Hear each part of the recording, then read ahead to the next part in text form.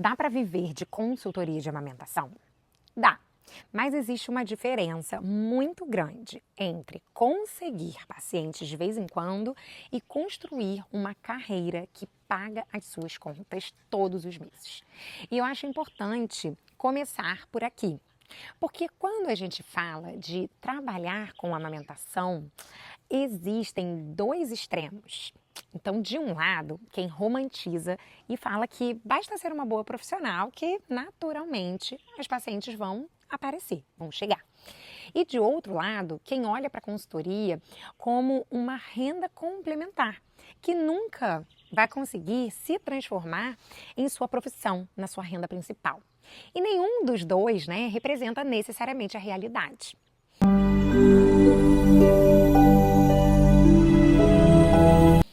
Olá, meninas! Eu sou a Larissa, da Liga Aleitamento Brasil.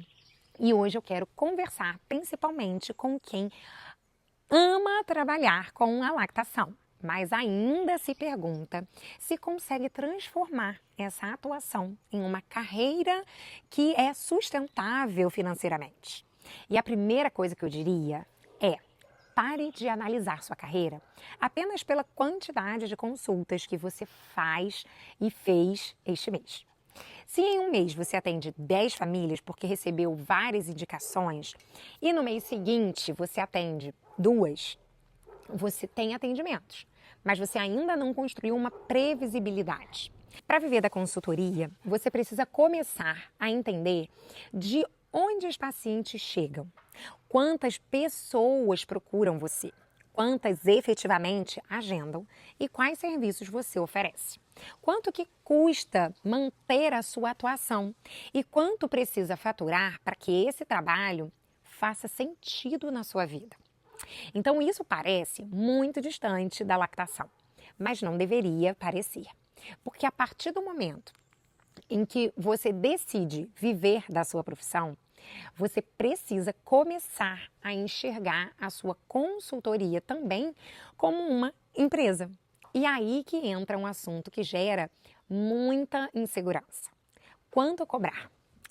Eu não acredito em simplesmente pesquisar aí 5 consultoras da sua cidade e escolher um valor parecido. O seu preço, ele precisa considerar a sua formação, a sua experiência, o tipo de atendimento que você presta, o tempo envolvido antes e depois da consulta, o seu deslocamento, o seu acompanhamento, os seus custos, impostos, ferramentas que você utiliza, a sua atualização profissional e a estrutura que você entrega. Então, se você cobra pensando apenas nas 2 horas ali que você está na casa daquela família, provavelmente você está deixando uma parte enorme do seu trabalho fora dessa conta. Só que também existe o outro lado. Não adianta definir um ótimo preço se ninguém entende por que deveria contratar você. E aqui entra o posicionamento e a atração. Então você não precisa falar com todas as mães da sua cidade. Na verdade, tentar falar com todo mundo costuma deixar a comunicação extremamente genérica. Então, o que você precisa é começar a entender qual paciente reconhece o seu valor na forma como você trabalha, como você entrega e quais problemas você está preparada para conduzir. E é por isso que rede social não deveria ser apenas um lugar para a gente postar, Por exemplo, 5 benefícios da amamentação. Ela pode mostrar como você raciocina. Pode mostrar quais situações você atende e pode responder dúvidas que as mães realmente pesquisam. E pode mostrar o seu jeito, como você acolhe, sem transformar acolhimento em falta de técnica. E pode fazer uma gestante acompanhar você durante meses e, quando precisar de ajuda no pós-parto, lembrar exatamente de quem procurar.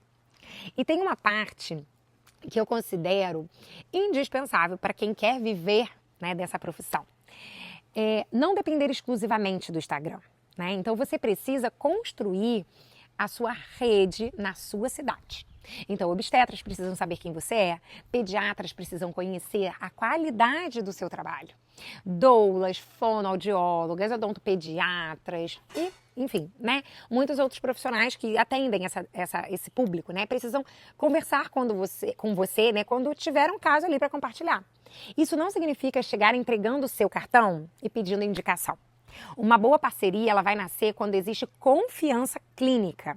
Então, você encaminha bem, você produz bons relatórios, respeita os limites da sua atuação, tem ética, sabe trabalhar em equipe e passa a ser lembrada porque você facilita o cuidado daquela família, você soma, complementa. E quando você junta essas peças, você começa, né, a ver algo acontecer muito interessante. A sua agenda deixa de depender de uma única fonte. Né? Então, uma paciente, ela chega pelo seu conteúdo, outra pela indicação. E de uma mãe que você atendeu há um tempo atrás. A outra, por um pediatra. A outra participou, por exemplo, de uma aula sua para uma gestante, né, para um grupo. A outra encontrou seu nome pesquisando sobre dificuldades específicas. Então, essa é a construção que começa a tornar a agenda menos aleatória.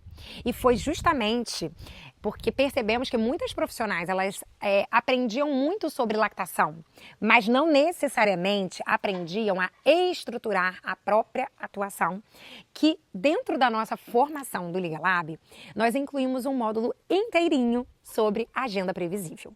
Ali, a profissional, ela não olha apenas para o conteúdo, ela começa a organizar o seu posicionamento, a sua presença digital, parcerias, proposta comercial, preço, contatos, metas e um plano de ação para transformar conhecimento técnico em uma atuação profissional muito mais organizada, estruturada.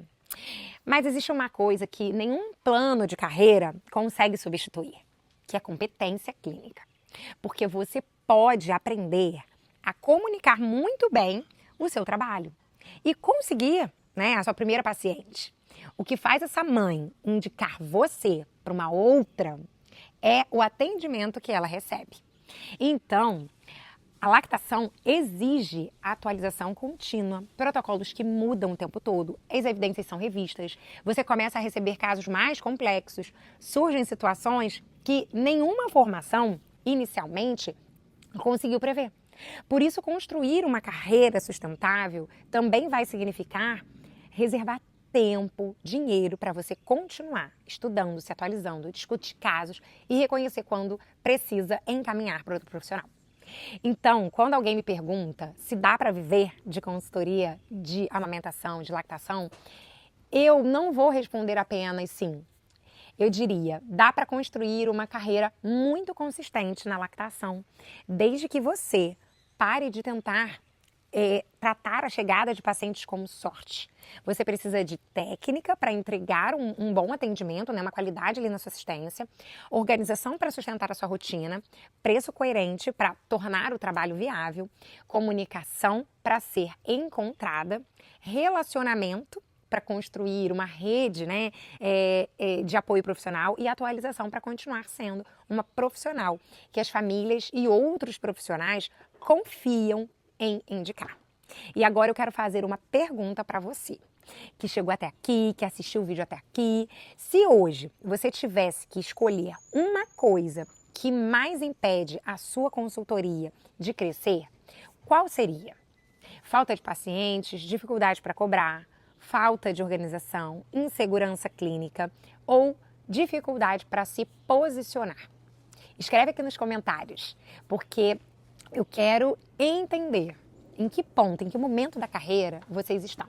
E aproveita para se inscrever aqui no canal da Liga, porque nós vamos continuar aprofundando exatamente essas conversas por aqui.